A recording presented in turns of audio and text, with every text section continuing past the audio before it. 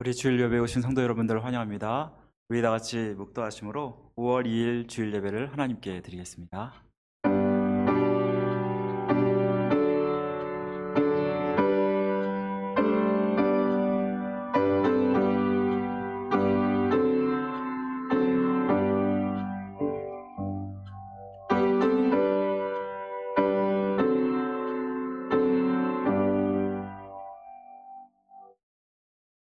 하나님은 영이시니 예배하는 자가 신령과 진정으로 예배할지니라.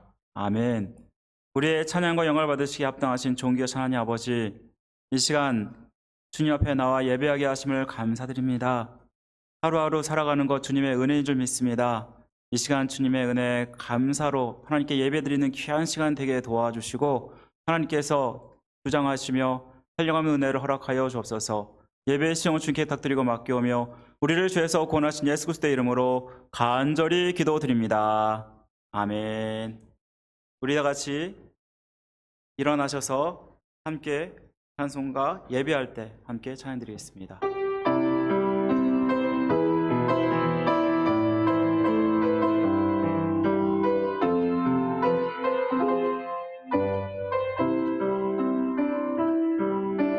주님의 피로 나를 덮으사 내 마음을 기경하소서.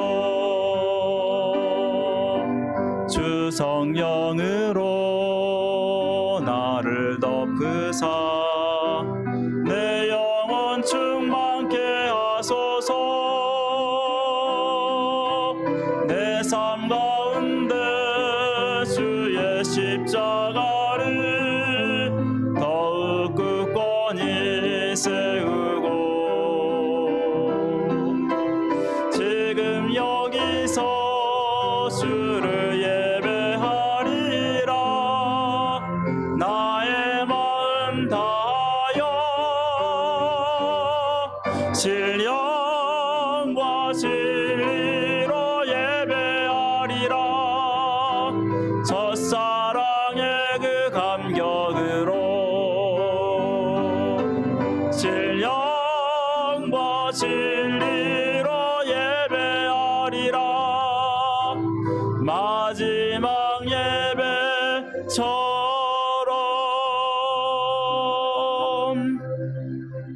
아멘. 우리 이 시간 함께 교동문 96번 어린이 주일 함께 교독하도록 하겠습니다. 교동문 96번 제가 먼저 읽습니다.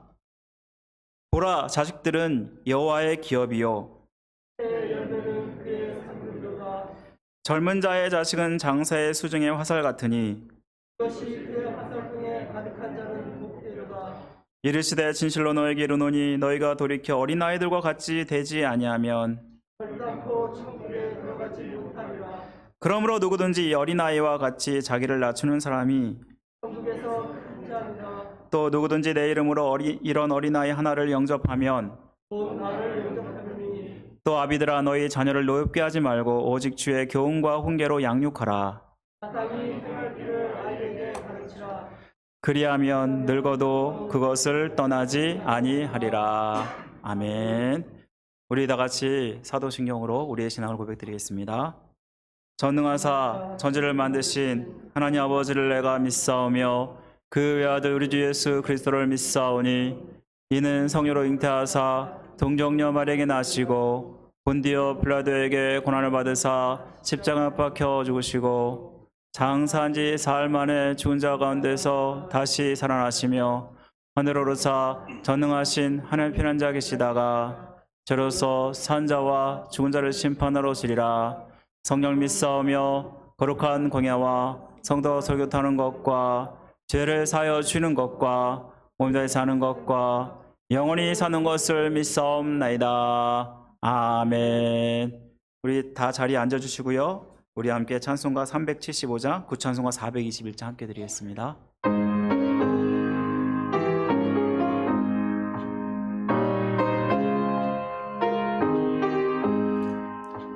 나는 갈 길 모르니 주여 인도하소서. 어디 가야 좋을지 나를 인도하소서. 어디 가야 좋을지 나를 인도하소서. 아무것도 모르니 나를 가르치소서. 어찌해야 좋을지 나를 가르치소서. 어찌해야 좋을지 나를 가르치소서. 아이같이 어리니 나를 도와주소서. 힘도 없고 약하니 나를 도와주소서. 힘도 없고 약하니 나를 도와주소서. 마음심이 슬프니 나를 위로하소서. 의지 없이 다니니 나를 위로하소서. 의지 없이 다니니 나를 위로하소서.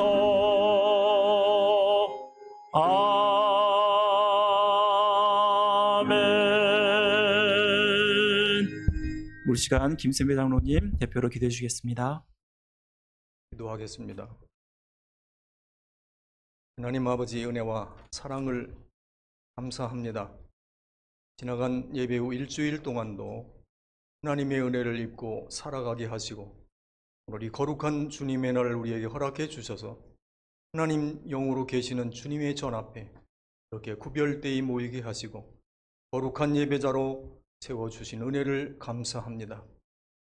사실 우리는 현존하는 이 세상 속에 지금 이곳에 있는 것으로만 참으로 족한 자인 것을 기억해야 될 것이지만은 사실 우리 너무도 연약한 육신을 입고 사는 저희들은 부족한 것 때문에 하나님을 원망하는데도 혹 잊지 않았나 돌아볼 수 있게 하여 주옵시고 약함 속에 하나님 모든 부족한 것을 주여 용서하여 주시고 오늘도 거룩한 자의 자리에 세워주시어서 거룩한 예배자로 세워 사는 오늘 우리 모두가 되도록 은혜를 더하여 주옵시기 원합니다. 오늘도 참 좋은 5월의 아침에 사랑하는 하나님의 전을 사모하며 햇길을 달려오는 가로수길을 바라보며 참으로 하나님의 섭리에 세우신 자연의 아름다움을 보며 참으로 하나님 앞에 감사를 드렸습니다. 오늘은 또 더욱이 사랑하는 우리 귀한 권사님들, 집사님들 오랜만에 오늘 이렇게 배울 수 있도록 은혜를 주시며 참 감사했습니다. 하나님의 저는, 하나님의 주신 가정은 할머니, 할아버지는 그 자리에 있어야 되었고 손자 어린 자녀들은 뛰어 놀 수 있는 장소가 되었으며 하나님의 사랑과 같이 사랑하는 어머니, 할머니, 할아버지 품이 있어서 안아줄 수 있고 안길 수 있는 것이 가정인 것을 생각해 봅니다. 하나님, 오늘 이렇게 5월 달에 아름다운 계절에 하나님의 가정의 달로 이렇게 우리에게 허락해 주시고 이웃을 사랑하나 하셨던 하나님의 말씀 앞에 가까이인 이의 가정을, 이의 이웃인 가정을 허락해 주셔서 하나님 사랑한다 하며 살아가는 모두가 될 수 있게 주신 은혜를 감사합니다. 그러나 오늘 또 하나님의 말씀 앞에 잠시 머무를 수밖에 없습니다. 우리는 입으로는 하나님을 사랑한다 하면서도 하나님은 너의 가족, 친족을 사랑하지 아니하면서 하나님을 사랑한다는 것은 거짓이라 말씀하셨는데 오늘도 이 말씀 앞에 우리는 솔직해질 수 있게 하여 주옵소서. 하나님이 허락하신 사랑하는 귀한 가정, 사랑하는 옆에 있는 사랑하는 귀한 우리의 것, 영원한 우리의 사랑하는 우리의 가정 돌아보아 사랑할 수 있게 하여 주옵소서. 우리는 때로 이기적이어서 사랑을 간구하는 자가 되지 아니하였나 돌아볼 수 있게 하여 주시고 피차의 속에 자기의 주어진 모든 것으로 사랑을 나누는 아름다운 귀한 가정이 되어질 수 있도록 5월의 아름다운 아침에 다시 한번 생각하는 우리 모두가 되어질 수 있게 하여 주옵시기를 원합니다. 사랑하는 귀한 교회를 우리 교회인 양 생각해서 이렇게 오늘도 귀한 교회를 찾아 나오는 사랑하는 귀한 우리 권사님들, 사랑하는 우리 집사님들 모두에게 하나님의 은혜와 복을 더하여 주시어서 하나님을 사랑하듯 모든 이웃을 함께 사랑할 수 있게 하여 주옵소서. 우리는 억만금을 받은 자의 자리에 있지 아니했사오나 오늘은 저는 하나님이 오늘 주신 노래 이 현실 앞에 그대로 감사하며 만족하고 싶어집니다. 우리에게 주신 하나님의 교회, 우리에게 허락하신 나의 직분, 내게 주신 우리의 삶을 하나님 그대로 사랑할 수 있게 하여 주옵시고 이 모습을 그대로 받아들일 수 있도록 허락해 주셔서 참으로 여러 달 동안 코로나 앞에 격리되었던 이런 순간 속에서도 오늘 이렇게 귀하신 일상 있었던 귀한 권사님, 귀한 우리 집사님들 이 자리에 있는 것만으로도 감사했던 것처럼 삶 속에 우리의 주어진 하나님의 것으로 감사할 수 있는 오늘 하루의 삶이 될 수 있도록 하나님 복을 내리워 주옵소서. 오늘도 사랑하는 이 귀한 주님의 종, 사랑하는 우리 목사님에게 복을 더하여 주옵시기 원합니다. 오늘도 하나님의 귀한 모세를 통해서 하나님의 말씀으로 강론하실 때 성령의 능력의 권능으로 함께하여 주셔서 말씀의 능력 있게 하여 주옵시고 마음속에 기쁨으로 하면 되어지는 하나님의 복된 시간이 되어질 수 있도록 성령의 능력으로 함께하여 주옵소서. 허락하신 귀한 종의 가정도 하나님 축복해 주시고 물질된 것으로 세상의 모든 세상적인 것으로도 복을 더하여 주셔서 하나님의 영원한 하나님의 나라를 섭리하시며 이끌어져 가시는데도 부족함이 없도록 하나님의 것으로 땅의 것으로 복을 더하여 주옵소서. 오늘도 평사에 드렸던 우리의 간구를 드리지 아니할 수 없습니다.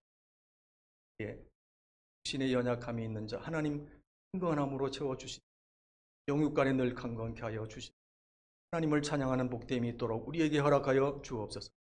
이의 주머니에 돈이 있지 아니하면 모두는 돈 없는 것을 주님도 아시오니 일용할 것으로 주머니를 채워주셔서 하나님의 너무 궁한 것으로 하나님을 얘기하지 않도록 하나님의 적당한 하나님의 복으로 우리를 채우셔서 하나님 영광으로 돌리고 살아는 우리의 삶이 복되도록 애를 더하여 주옵소서.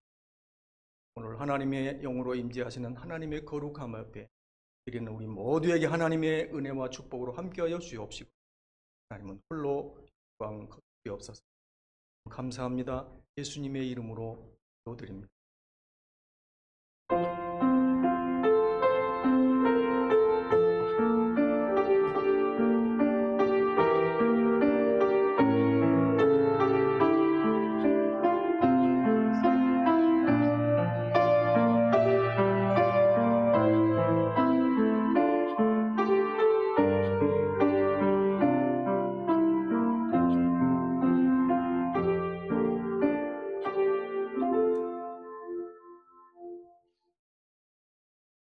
이 시간은 봉헌 시간입니다. 우리 준비한 헌물을 하나님께 드리겠습니다.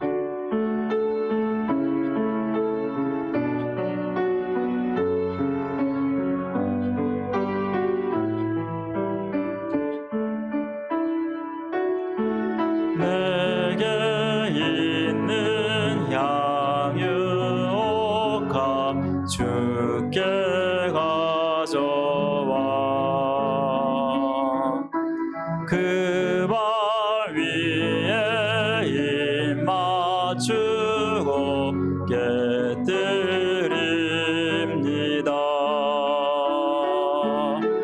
나를 위해 험한 산길 오르신 예수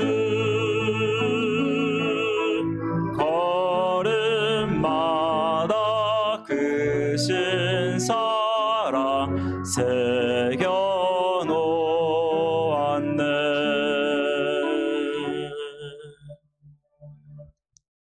우리의 생사복을 중하신 하나님 아버지, 이 시간 주님 앞에 나와 하나님께 예배하며 영광 돌리게 하심을 감사드립니다. 하나님께 주신 그 은혜를 생각하며 우리가 하나님께 비록 부족하고 연약하지만 아버지 하나님 준비한 헌물을 하나님께 올려드립니다. 우리의 마음을 합하여 함께 올려드리오니 주님께서 기쁘게 받아주시고 이 헌물이 하나님의 영광을 위해서 귀하게 쓰임받는 헌물이 되게 하여 주옵소서. 많은 영혼을 살리고 교회를 세우고 또 아버지 하나님의 나라를 확장하는데 하나님 귀하게 쓰임받게 하여 주시기를 간절히 원합니다. 우리 성도들 정말 감사한 마음으로 아버지 준비해서 주님 앞에 드렸사오니 주님께서 우리 성도들의 마음과 또 생사복을 주님 규정하여 주옵소서.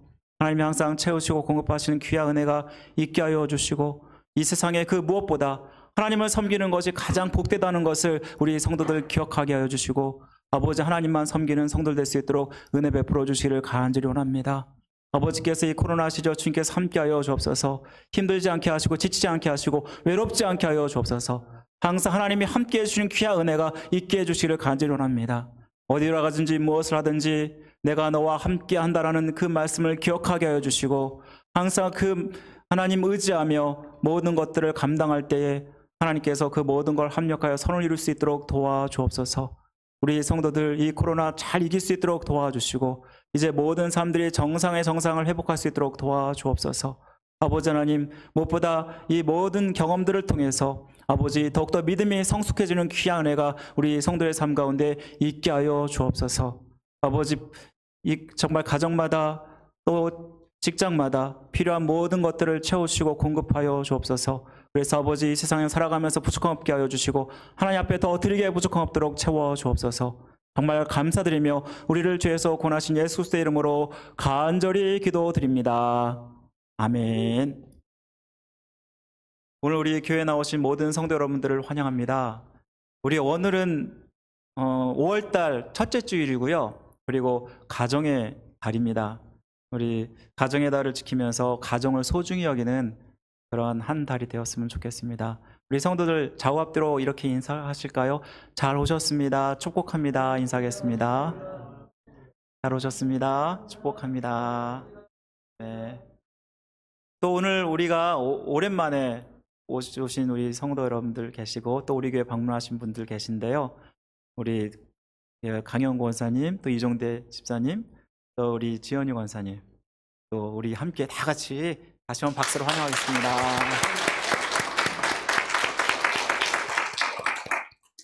네, 오랫동안 지금 코로나 때문에 벌써 1년 넘게 교회를 못 나오시다가 오늘 나오셨는데 얼마나 반가운지 모릅니다. 너무너무 반갑고요. 또 예배를 통해서 모든 성도들 많은 은혜를 받았으면 좋겠습니다. 우리 계속해서 코로나 방역 지침 잘 지켜주시기 바랍니다. 우리가 주사를 맞았다고 해서요, 이 마스크 벗어버리고 하면요 정말 큰일 납니다.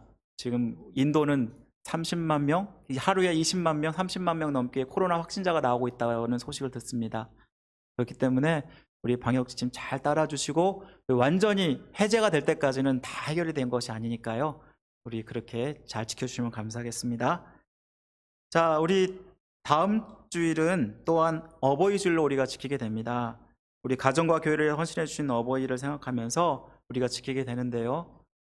다음 주에도 우리 모든 분들 꼭 참석해 주시고 특별히 오랫동안 교회 못 나오신 어머님들, 우리 어머님들, 우리 아버님들 초대하셔서 함께 예배 드리는 시간이 되었으면 좋겠습니다. 또한 우리 정교인 성경 읽기표 계속 우리가 읽고 있는데요. 통독하신 4월 성경 읽기표는 오늘 봉헌 시간에 이미 제출해 주셨죠? 아직 못 내신 분들도 다음 주에 제출해 주셔도 되겠습니다. 또 가정이 살아야 교회가 삶이라는 표 아래 가정을 신앙으로 세우기 위해서 또한 가정 예배제를 첨부했으니까요. 항상 주중에 한 번씩이라도 이 가정 예배를 드리셔서 가정을 믿음으로 세워주시면 감사하겠습니다.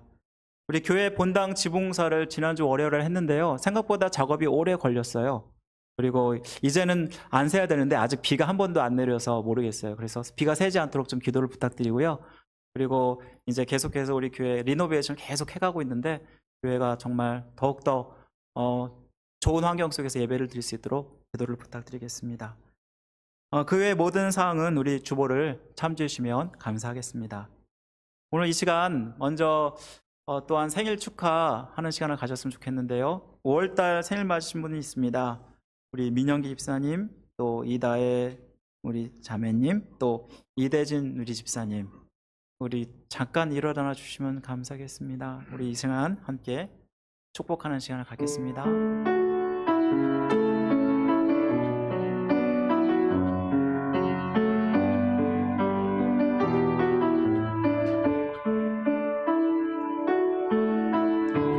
당신은 하나님의 언약 안에 있는 축복의 통로, 당신을 통하여서 열방이 주께 돌아오게 되리. 한 번 더 드립니다. 당신은 하나님의 언약 안에 있는 축복의 통로, 당신을 통하여서 열방이 주께 예배하게 되리.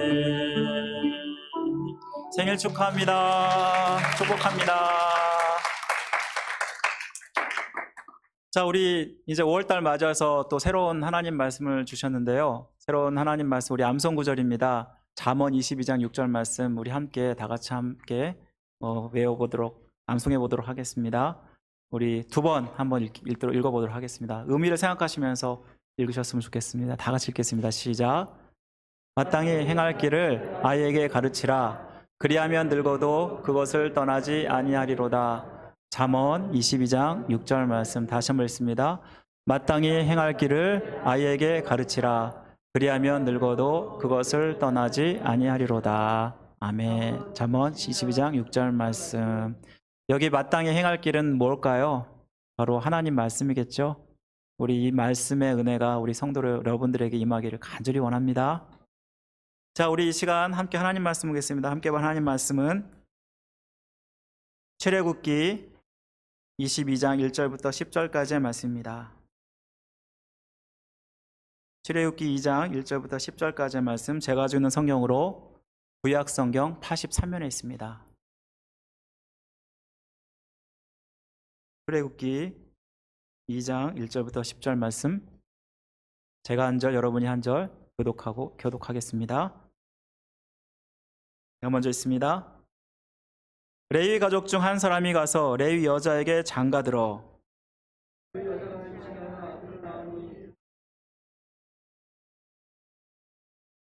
더 숨길 수 없게 되매 그를 위하여 갈대 상자를 가져다가 역청과 나무진을 칠하고 아기를 거기 담아 나일강가 갈대 사이에 두고 바로의 딸이 목욕하러 나일강으로 내려오고 시녀들은 나일강가를 거닐 때에 그가 갈대 사이에 상자를 보고 시녀를 보내어 가져다가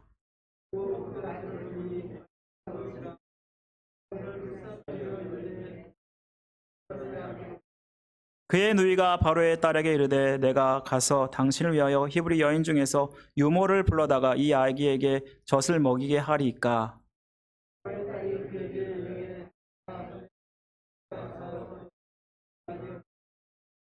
바로의 딸이 그에게 이르되 이 아기를 데려다가 나를 위하여 젖을 먹이라.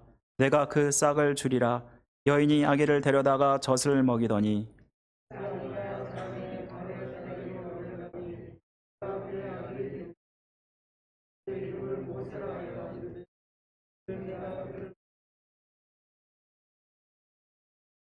아멘. 5월달 우리 가정의 달이라고 말씀드렸는데 오늘은 특별히 어린이 주일입니다. 한국에서는 어린이 주일로 지키는데 저는 이 좀 의미를 바꿔서 자녀의 주일로 좀 바꾸면 좋겠어요. 그래서 오늘은 자녀와 관련된 그러한 말씀을 나누고자 하는데요. 특별히 이 말씀을 통해서 가정이 믿음으로 세워지면 좋겠습니다. 우리가 이전에 사람들이 즐겨보는 MBC에서 하는 TV 프로그램 가운데 이희재의 인생극장이라는 그런 프로그램이 있었습니다. 그래 결심했어 하면서 두 가지 선택의 기로에서 한 가지를 선택하고 또 한 가지 선택했을 때 어떤 결과가 나오는지를 보여주는 프로그램이었습니다. 당시의 시청률이 약 30%에 육박할 만큼 굉장히 인기가 많았던 프로그램이었고 그리고 많은 사랑을 받았던 그런 프로그램이었습니다. 이 인생극장으로 말미암아 이휘재라는 사람이 그 인기가 어마어마하게 뜨게 되는데요. 이 특정한 설정으로 이야기를 전개하다가 두 가지 선택의 기로에 섰을 때 그래 결심해서 하면서 그 대사와 함께 그 이야기 중 하나를 선택한 것이 쫙 펼쳐지는데요. 그 벌어진 그 일들을 통해서 어떤 것을 선택하는 것이 옳고 현명한 것인지를 잘 보여주는 그런 프로그램이었습니다. 우리의 인생은 결단, 선택이라고 할 수 있습니다. 수많은 선택의 상황들이 주어지게 되는데요. 위기의 상황 속에서는 특별히 나에게 유익이 되고 또 내가 안전하고 더 원하는 것을 선택하기 마련입니다. 하지만 믿음의 사람들의 선택은 달라야 한다고 생각합니다. 믿음의 선택은 내게 안전하고 내게 유익하고 또 내가 원하는 것을 선택하는 것이 아니라 하나님이 기뻐하시고 하나님이 원하시는 것이 무엇인지를 선택해야 한다는 것입니다. 사랑하는 성도 여러분, 위대한 자녀 뒤에는 반드시 위대한 부모가 있습니다. 그런데 이렇게 위대한 부모들이 될 수 있었던 것은 자기보다 하나님이 기뻐하시고 원하시는 믿음의 결단들을 했기 때문임을 우리는 아셔야 합니다. 성경에 대표적으로 이스라엘의 가장 위대했던 선지자요 지도자 하면 모세를 듭니다. 그가 있을 수 있었던 것은 마찬가지로 위대한 부모가 있었기 때문인데요. 오늘 우리가 보는 출애굽기 본문을 보면 사실 모세의 부모의 이름이 거론되지 않기 때문에 생각보다 많은 사람들이 그 이름을 잘 모릅니다. 그 부모는 어떤 믿음의 결단을 했기에 이스라엘의 이러한 위대한 지도자를 만들 수 있었을까? 우리 오늘 말씀을 통해서 살펴보기를 원합니다. 오늘 본문은 모세가 출생 당시에 어떻게 태어났는지를 잘 보여주고 있는 본문입니다. 누군가 난세에 영웅이 난다라는 그런 말을 했습니다. 다시 말하면 난세 힘든 시기일수록 그 시기가 영웅을 만든다라는 그런 의미일 텐데요. 구약시대 위대한 인물하면 모세를 드는데 모세야말로 난세에 난 영웅이라고 할 수 있습니다. 모세는 언약의 백성인 이스라엘 백성을 이끌고 가나안 땅에 인도하는 그러한 하나님의 사명을 맡게 되었는데 그가 누구보다도 위대했던 것은 그는 하나님을 직접 보는 자였고 또 수많은 이적과 기적을 행했던 자였습니다. 아마도 성경의 역사 가운데 모세만큼 그렇게 위대한 기적을 행한 사람이 없을 것입니다. 그런데 이러한 위대한 모세가 출생할 당시에도 정말 힘들고 어려운 시대를 겪고 있었습니다. 바로가 이스라엘 백성을 핍박하는 때였기 때문입니다. 여러분 알다시피 이스라엘 백성은 요셉이 애굽의 총리가 되었을 때 자기의 아버지 야곱과 그의 가족들을 고센 땅, 애굽의 고센 땅에 정착하게 했습니다. 그리고 시간이 지나면서 400년이라는 시간이 훌쩍 지나가게 되는데요. 하나님의 약속대로 이스라엘은 번창하게 되고 계속해서 번창하여서 바로와 그의 신하들이 걱정할 만큼이었습니다. 얼마나 번창했던지 혹시나 이들이 자기들을 반역하여서 애굽에서 떠날까 봐 걱정하여서 압제를 시작하게 됩니다. 출애굽기 1장 10절에 보면은 자 우리가 그들에게 대하여 지혜롭게 하자. 두렵건대 그들이 더 많게 되면 전쟁이 일어날 때 우리 대적과 합하여 우리와 싸우고 이 땅에서 나갈까 하노라. 그리고 감독들을 세워서 무거운 짐을 지우게 하는데요. 처음에는 비돔과 라암셋을 건축하게 합니다. 아마 이것은 무기 창고였던 것 같습니다. 그러한 창고들을 이스라엘 백성들을 동원하여서 건축하게 하였고요. 하지만 학대를 받을수록 이스라엘 백성들은 더 번창하는 것을 보게 되면서 더 힘든 엄격한 일들을 시키게 되는데 흙이기와 벽돌 굽기와 또 농사의 여러 가지 일들을 시켰다라고 합니다.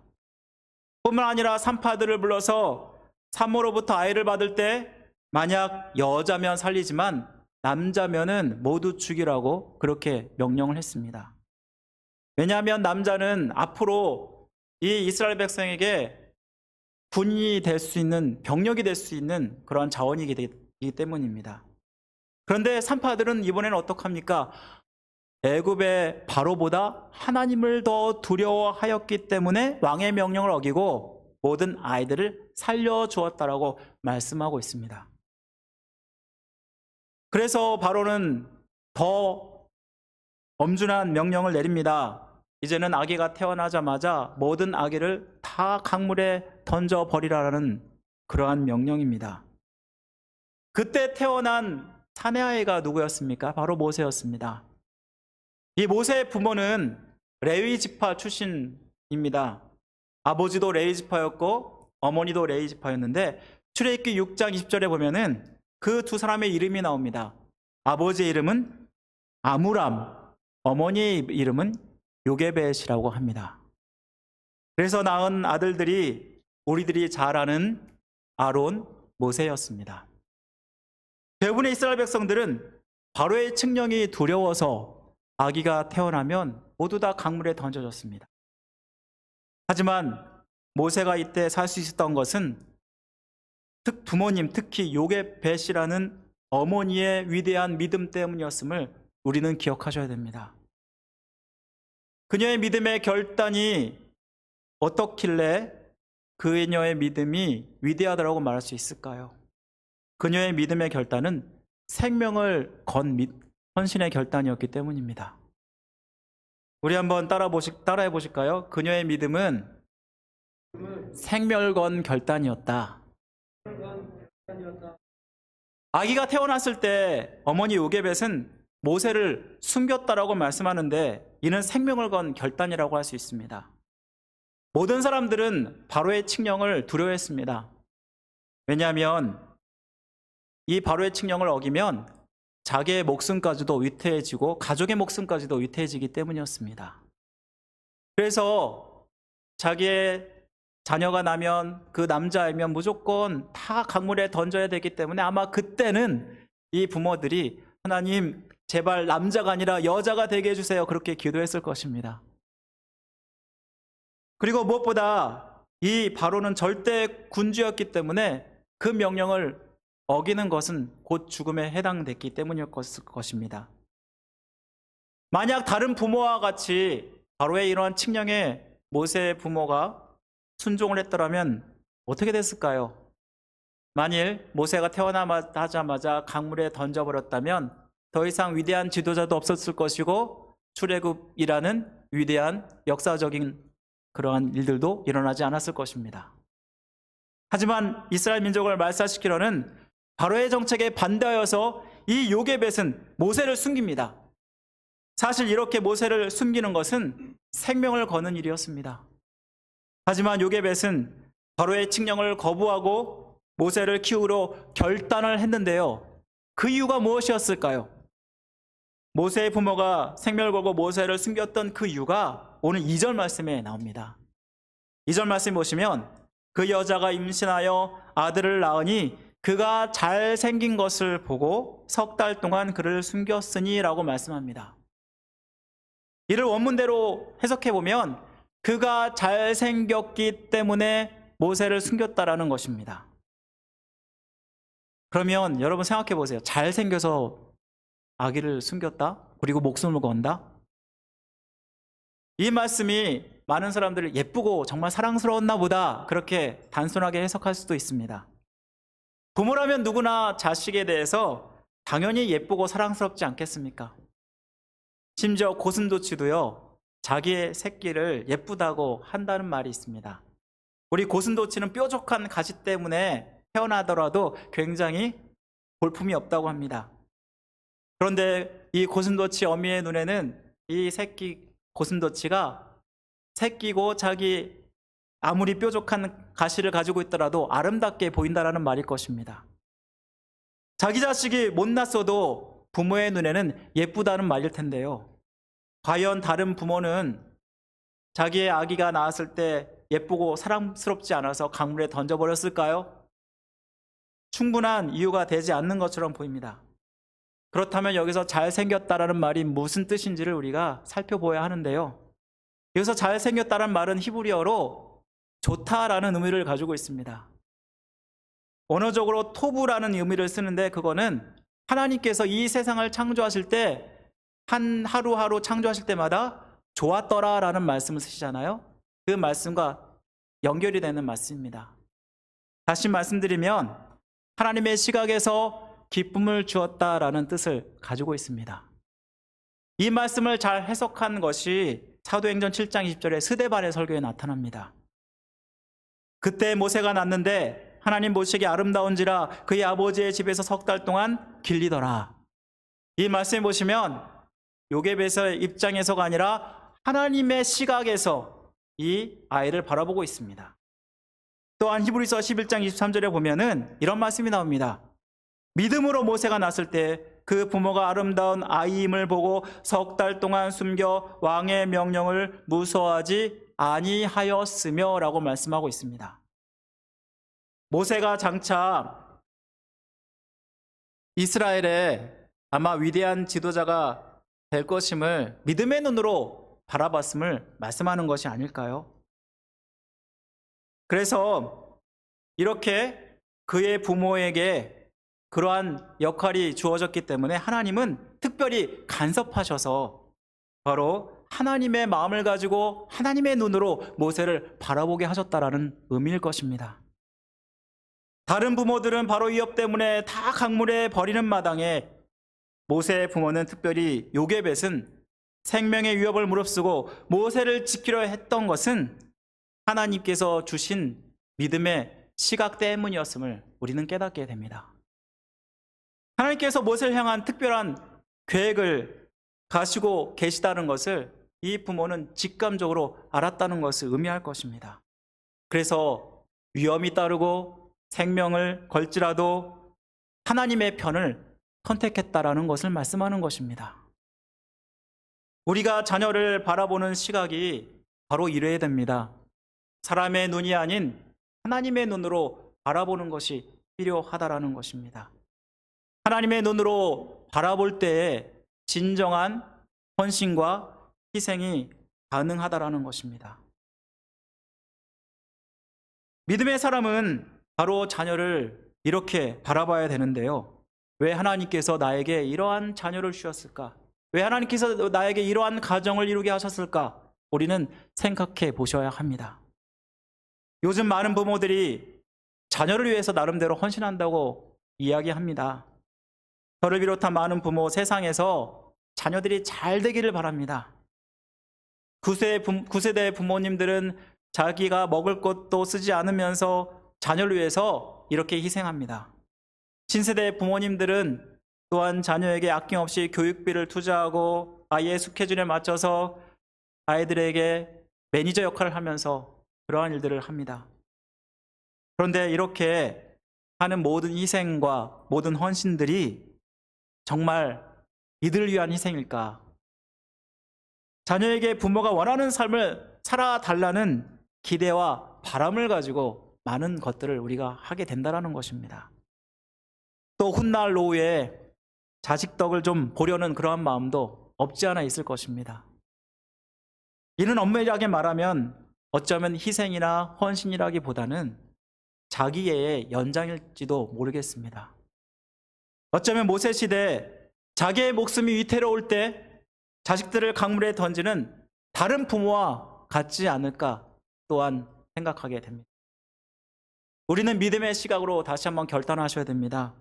내가 원하는 것, 나의 유익이 되는 것이 아니라 하나님 편에서 나를 헌신하고 희생해야 한다는 것입니다.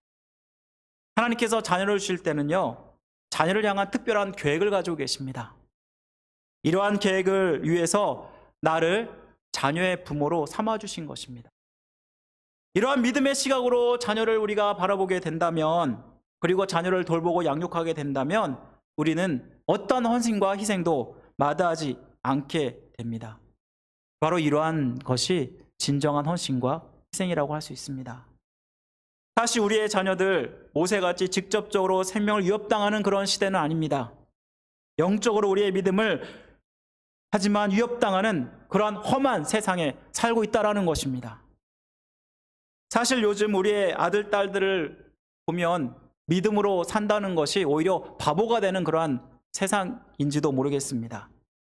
수많은 자녀들이 첨단 과학이 발달한 이 시대에 살면서 미신과도 같은 정말 옛날 고전 성경을 보고 누가 하나님을 믿느냐라고 말하는 분들이 있습니다.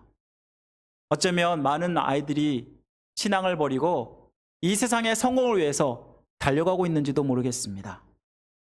그런데요, 우리는 자녀가 이 땅에서 육신적으로 잘 되는 것도 중요하지만 영적으로 잘 되는 것이 더 중요하다는 것입니다. 만약 이 아이가 주님을 믿지 않고 이 세상엔 잘 됐을지 모르지만 천국에 가지 못한다면요, 우리는 심각하게 고민하셔야 됩니다. 우리는 믿는 자로서 하나님께 귀하게 쓰임받으며 영광 돌리는 삶을 살도록 기대하고 기도할지도 모르겠습니다. 그래서 예수님을 믿는 사람으로서 신앙의 감을 이루고 그것을 원하면서 그러면서 또한 간절히 소원하며 기도할 텐데요. 그런데요, 우리가 주님을 잘 믿고 신앙의 가뭄을 이루는 것은 저절로 되는 것이 아니라는 것입니다. 요괴백과 같은 누군가의 헌신과 희생이 필요하다라는 것입니다. 사랑하는 성도 여러분, 우리는 우리의 자녀들을 위해서 눈물로써 정말 기도해야 됩니다. 이들의 믿음을 위해서 우리의 희생과 헌신을 마다하지 않아야 됩니다. 세상에 잘 되는 것보다 하나님 앞에 잘 되는 게 더 중요합니다. 사랑하는 성도 여러분, 자녀를 위해서 기도하시기 바랍니다. 이를 통해서 믿음의 감을 이루시기를 간절히 바랍니다. 첫 번째가 요괴배의 믿음의 결단이 생명을 건 결단이었다면, 두 번째 요괴배의 결단은 하나님의 주권을 믿는 결단이었습니다. 우리 다시 한번 따라해 볼까요? 하나님의 주권을 믿는 결단이었다. 요괴벳은 모세가 태어난 후에 다른 사람들에게 들키지 않도록 3개월 동안 이럭저럭 잘 키워냅니다. 하지만 아이가 점점 크면서 아이의 울음소리도 커졌을 것이고 그가 활동하는 범위도 넓어졌을 것입니다. 한 귀퉁이에서 몰래 키우던 이 아이를 더 이상 키우기가 어렵게 되었을 것입니다. 그래서 어머니는 두 번째 결단을 해야 했습니다. 3절 말씀을 보시면 더 숨길 수 없게 되매 그를 위하여 갈대 상자를 가져다가 역청과 나무진을 칠하고 아기를 거기 담아 나일강가 갈대 사이에 두고 그의 누이가 어떻게 되는지를 알려고 멀리 섰더니 라고 말씀합니다. 요괴벳은 아이를 갈대 상자에 담아서 물이 새어 나오지 않도록 역청과 나무진을 바릅니다. 이 갈대 상자는 마치 노아의 방주를 연상하게 합니다. 노아의 방주 여러분 잘 아시죠? 돛도 없고 키도 없고 그래서 자기의 마음대로 움직일 수도 없고 갈 수도 없는 그러한 배라고 할 수 있습니다. 세상에 가득한 물 가운데 그 물이 흘러가는 대로 정처 없이 흘러가야 하는 것이 바로 이 노아의 방주였습니다. 그런데 이 노아의 방주는 무엇을 의미할까요? 비록 이 세상에 정처 없이 흘러다니지만 바로 이것은 오직 하나님께만 구원이 달려있음을 의미하는 것입니다. 요게벳은 아이를 갈대 상자에 담으면서 노아의 방주를 떠올렸을 것입니다. 그리고 하나님께 모세의 생명을 맡길 수밖에 없었을 것입니다.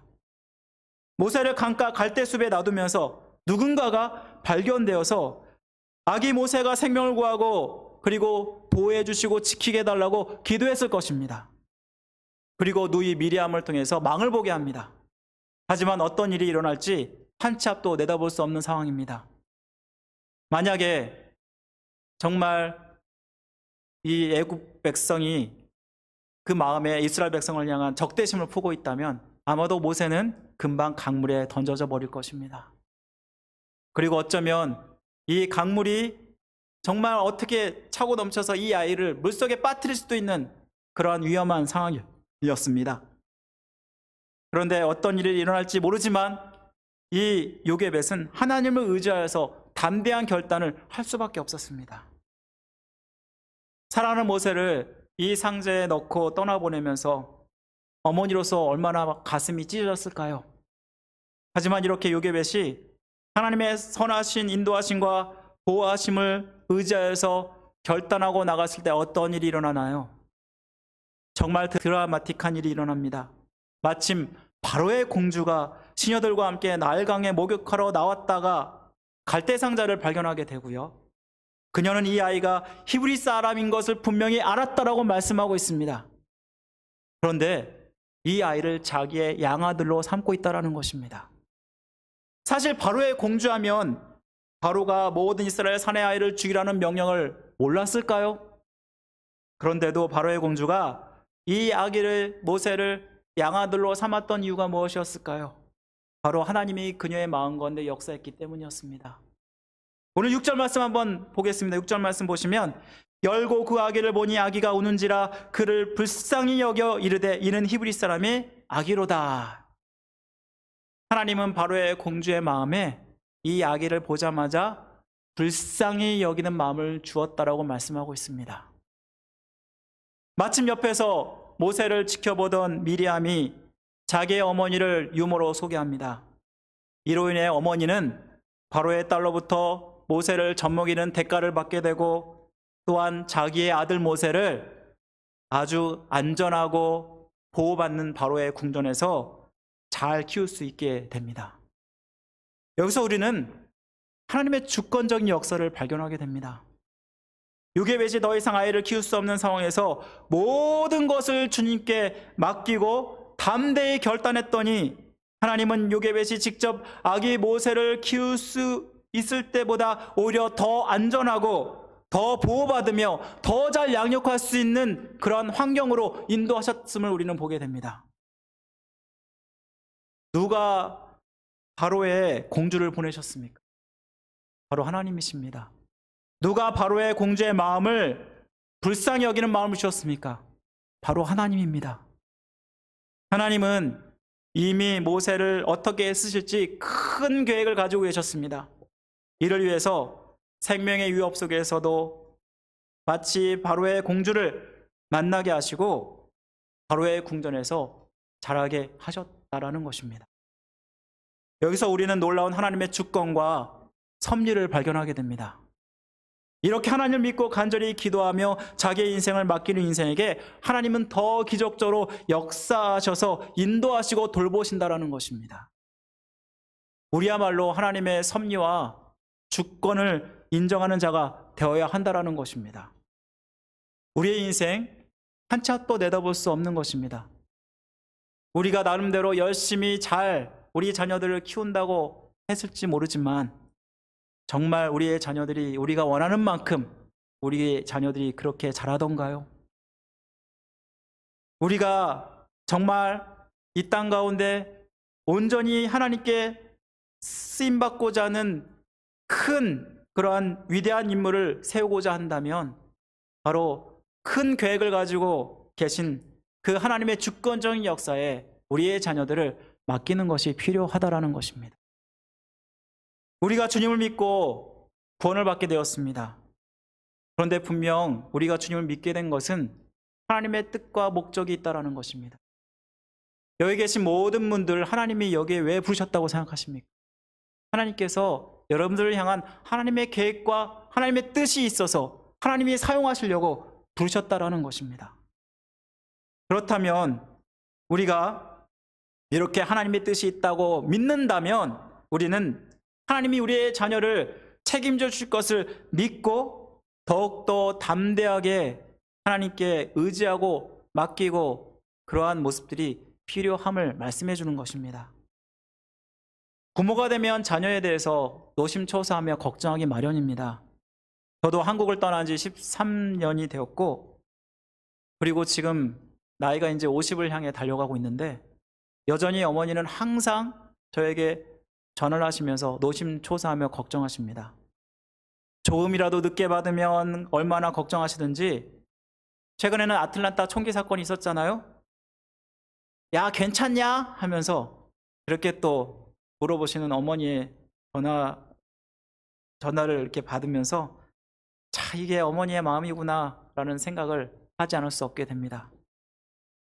그런데요, 사실 자녀는요, 나의 것이 아니라 하나님 것입니다. 하나님이 우리에게 믿음으로 잘 양육하라고 맡겨주신 것입니다. 우리가 하나님을 믿는다면 하나님께 맡겨드리고 하나님이 그의 인생을 보여주시고 인도해 달라고 기도하는 것이 더 현명한 것이지 걱정하는 것이 현명한 것이 아니라는 것입니다. 어쩌면 요게벳의 믿음은 하나님께 맡겨버린 믿음이었기 때문에 오히려 더 걱정이 없지 않았을까 생각하게 됩니다. 안 그랬다면 어떻게 될지 모르는 그러한 상황 속에서 한 치 앞도 내다볼 수 없는 상황 속에서 이 아이를 물가에 내버려두지 않았겠죠. 그런데 하나님이 모세를 분명히 책임져 줄 것을 믿었기 때문에 담대하게 모세를 강가에 놔두고 올 수 있었던 것입니다. 사랑하는 성도 여러분, 우리에게는 우리의 인생뿐만 아니라 우리의 자녀를 하나님께 맡겨드리는 담대한 믿음이 필요합니다. 우리는 기도해야 됩니다. 하나님, 모든 것을 협력하여 선을 이루시는 하나님의 주권을 믿게 하여 주옵소서. 하나님, 이 세상을 이기는 담대한 믿음을 허락하여 주옵소서. 우리의 걱정과 염려를 다 주님께 맡겨드리는 믿음을 허락하여 주옵소서라고 기도하셔야 됩니다. 그럴 때 분명히 하나님께서 여러분의 인생을 이 요게벳의 통해서 모세를 인도하신 것처럼 인도하실 줄 믿습니다. 그녀의 믿음은 생멸과 믿음의 결단이었고 하나님을 온전히 의지하는 담대한 믿음의 결단이었을 뿐만 아니라 그녀의 믿음은 세상 부귀영화보다 하나님을 더 소중히 여기는 믿음이었습니다. 우리 마지막으로 한번 따라해 보실까요? 세상 부귀영화보다 하나님을 더 소중히 여기는 믿음이었다. 이렇게 요게벳의 어머니의 생멸과 믿음의 결단과 하나님의 주권에 맡기는 담대한 믿음의 결단으로 모세는 왕궁에서 자라게 됩니다. 이렇게 해서 아기 모세는 바로의 궁전에서 최고의 교육을 받았고 또 최고의 그러한 음식을 먹으면서 얼마나 소중하게 귀중하게 자랐겠습니까? 모세의 유모로서 어머니가 또한 아이를 젖먹이면서 키웠고 이 요게벳은 죽음의 위협에서 살리시고 더 안전한 보호를 받게 하신 하나님의 섭리를 보면서 하나님께 감사하지 않을 수 없었을 것입니다. 또한 하나님이 구원하셨다는 그 사실을 모세의 이름을 통해서 더 주지시켰을 것입니다. 너는 물에서 건짐받은 자야. 바로 그것은 하나님이 하셨어. 그는 비록 바로의 딸의 양자였지만 자기가 애굽 사람이 아니고 히브리 사람이라는 분명한 정체성을 가지고 있었습니다. 하나님의 백성이라는 믿음을 가지고 있었습니다. 이를 잘 보여주는 사건이 그가 장성하여서 성인이 대해서 일어난 사건이었습니다. 애굽 사람들이 자기의 백성, 이스라엘 백성들을 노역을 시키면서 때리는 것을 보게 되었습니다. 그런데 이때 이 모세가 어떻게 합니까? 이들을 구원할 목적으로 애굽 사람을 쳐 죽이는 일이 일어났습니다. 사실 모세는 왕자의 신분입니다. 바로의 궁전에서 잘 먹고 잘 쓸 수 있었습니다. 하지만 자기의 민족을 생각하면서 이들을 구원하기 위해서 벌인 일입니다. 이에 대해서 히브리서는 어떻게 평가하는 줄 아십니까? 히브리서 11장 24절에 보면은 믿음으로 모세는 장성하여 바로의 공주의 아들이라 칭함받기를 거절하고 도리어 하나님의 백성과 함께 고난받기를 잠시 죄악의 낙을 누리는 것보다 더 좋아하였다라고 말씀하고 있습니다. 모세가 애굽 사람을 쳐 죽인 것이 바로 믿음의 결단이었다라고 말씀하고 있다는 것입니다. 물론 그 방법은 잘못되었지만 그 동기는 분명히 믿음으로부터 시작됐다는 것입니다. 여기서 모세의 선택은 바로 요게벳의 믿음으로부터 온 것이 분명합니다. 이 믿음은 어떠한 세상의 부귀영화보다 하나님을 소중히 여기는 믿음이었다라는 것입니다. 우리는 자녀가 세상에서 잘 되기를 원합니다. 세상에서 부귀영화를 누리기를 원합니다. 물론 이것이 나쁜 것이 아닙니다. 하지만 이 모든 것도 모두 다 하나님을 위한 것이 되어야 합니다. 우리는 자녀에게 물려줘야 되는 것은 이 세상의 부귀영화도 있겠지만 더 중요한 것은 뭐냐면 바로 믿음입니다. 부귀영화는 잠시 있다가 사라지는 것입니다. 있었다가도 없어지는 것이고 없다가도 있는 것이 부귀영화가 아닙니까? 하지만 믿음은 영원한 것입니다. 우리 이 세상에서 잘 먹고 잘 사는 것보다 하나님의 영광을 위해 사는 그러한 자녀들을 세워야 되고 또한 우리 자신이 그렇게 살아가야 함을 말씀하는 것입니다. 사실 우리가 곰곰이 생각하면 이 세상의 모든 것 하나님으로부터 오지 않은 것이 없지 않습니까? 우리가 숨 쉬는 것 하나님부터 왔죠. 우리가 건강한 것, 평안에 사는 것 모두 다 하나님의 은혜가 아닙니까? 우리가 먹고 사는 것 모두 다 하나님의 은혜입니다. 그렇다면 우리가 물려주어야 될 것은 바로 하나님을 섬기는 그러한 신앙이 아닐까요? 링컨의 어머니가 있는데요. 링컨의 어머니는 바로 낸시라는 분입니다. 이 개척자의 아내로서 무수한 고난과 빈곤과 싸우면서 링컨에게 두 가지를 가르쳤다고 합니다. 얘야, 나는 너를 두고 하나님 앞으로 먼저 간다. 나는 내게 좋은 집도 좋은 땅도 많은 재산도 물려주지 못한다. 그러나 나는 내게 이 성경책 한 권을 유일한 유산으로 주고 간다. 너는 한평생 이 가운데 있는 말씀으로 보배를 삼고 재산을 삼고 양식을 삼아 이 교훈대로 살아나가거라. 그러면 내 길이 형통할 것이다. 아주 어렸을 때 자신의 얘기보다는 성경이 그에게 얘기하게 하고 책이 그에게 얘기할 수 있는 환경을 만들어 주었습니다. 그런데 불행하게도 그 어머니는 링컨이 9살 때 돌아가셨습니다. 그는 새로운 엄마 사라를 맞이했습니다. 그런데 이 여성은 또한 위대한 여성이었습니다. 아버지 토마스는 링컨이 장잡하는 일이나 하며 평범한 농부의 길을 걷기를 원하셨는데요. 그런데 성경과 책을 읽는 것은 도저히 못마땅하게 여겼다고 합니다. 그때마다 이 새 엄마 사라는 그 남편을 설득했다고 합니다. 나는 링컨의 엄마예요. 링컨을 낳아준 엄마 낸시처럼 키우고 싶습니다. 낸시는 성경의 가르침과 책의 가르침을 통해서 아이를 양육하였습니다. 저도 그렇게 이 아이를 성장시키고 싶습니다.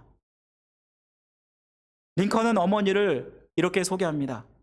나의 잘한 것은 우리 어머니 덕입니다. 두 어머니께서는 나에게 가장 위대한 유산은 성경의 가르침과 책의 가르침이었습니다. 바로 이렇게 하나님의 그러한 신앙의 유산을 물려받은 링컨은 우리가 잘 아는 대로 미국의 역대 대통령 중 가장 존경받는 미국의 최고의 대통령이 될 수 있었다는 것입니다.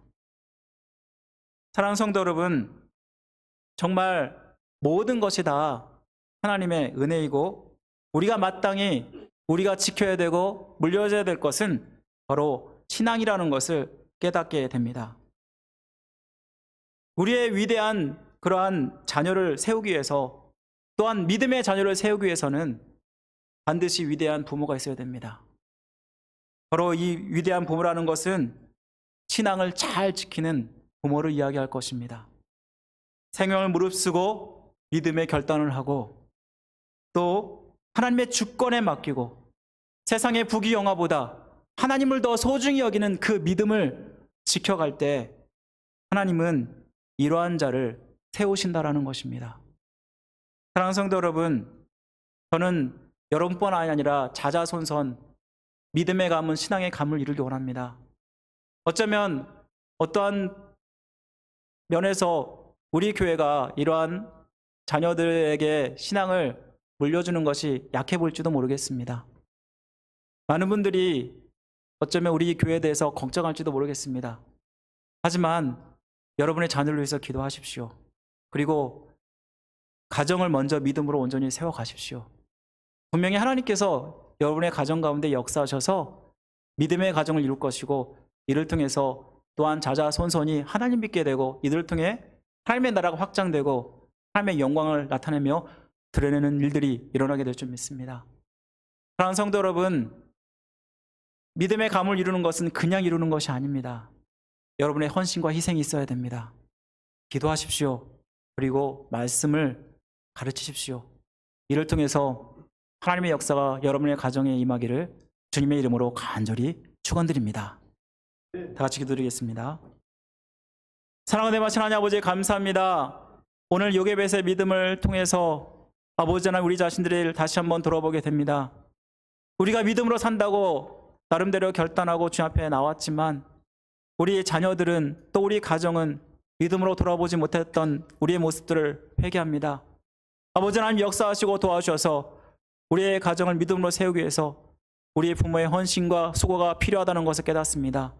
하나님을 위해서 정말 나를 드리기에 부족함 없게 하여 주시고, 하나님의 주권을 믿고 의지하면서 나의 모든 것을 주님께 맡겨드리며, 이 세상에 잘 되는 것보다 하나님 앞에 잘 되기를 소망하며 우리가 기도에 힘쓰게 하여 주옵소서.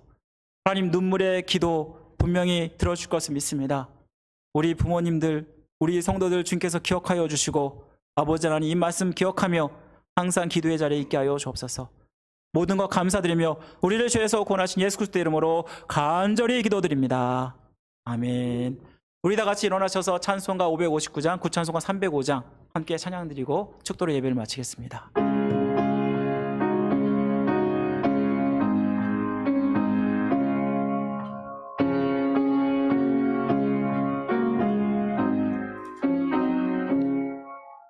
사철의 봄바람 불어있고, 하나님 아버지 모셨으니 믿음의 반석도 든든하다.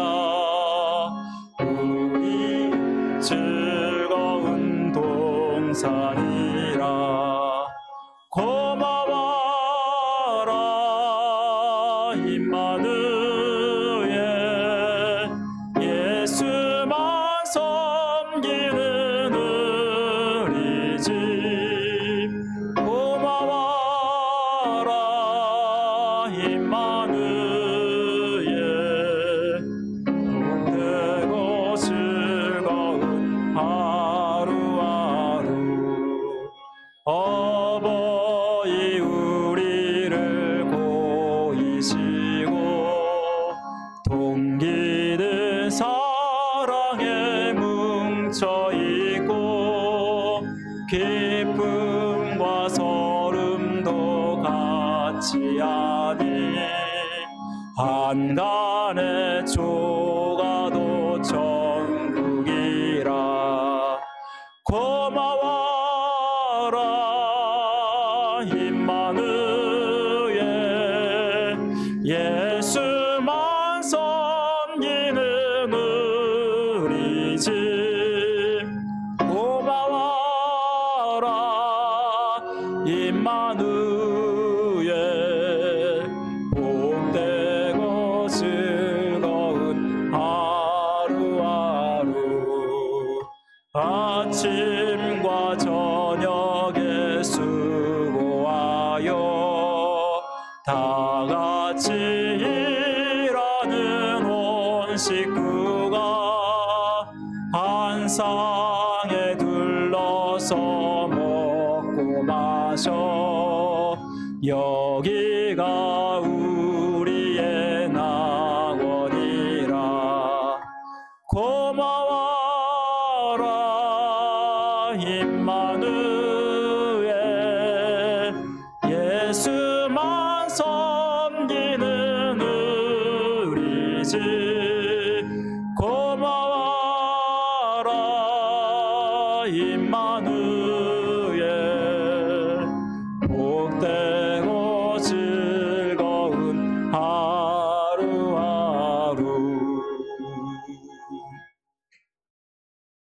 지금 우리를 죄에서 고난하신 예수 그리스도의 은혜와 자기의 독생자 아들을 아낌없이 우리에게 보내주신 하나님의 극진하신 사랑하심과 우리를 믿게 하시고 또 하늘나라를 소망하게 하시는 성령님의 감화교통 역사하심이 요게벳처럼 믿음의 결단을 통하여서 모세를 구원하고 또한 믿음으로 세운 위대한 어머니처럼 또한 우리도 믿음으로 정말 우리의 가문, 우리의 가정을 세우기를 원하는, 그래서 결단하는 모든 성도의 머리 위에, 가정 위에, 생업 위에 지금부터 영원토록 함께 하시기를 간절히 축원하옵나이다. 아멘.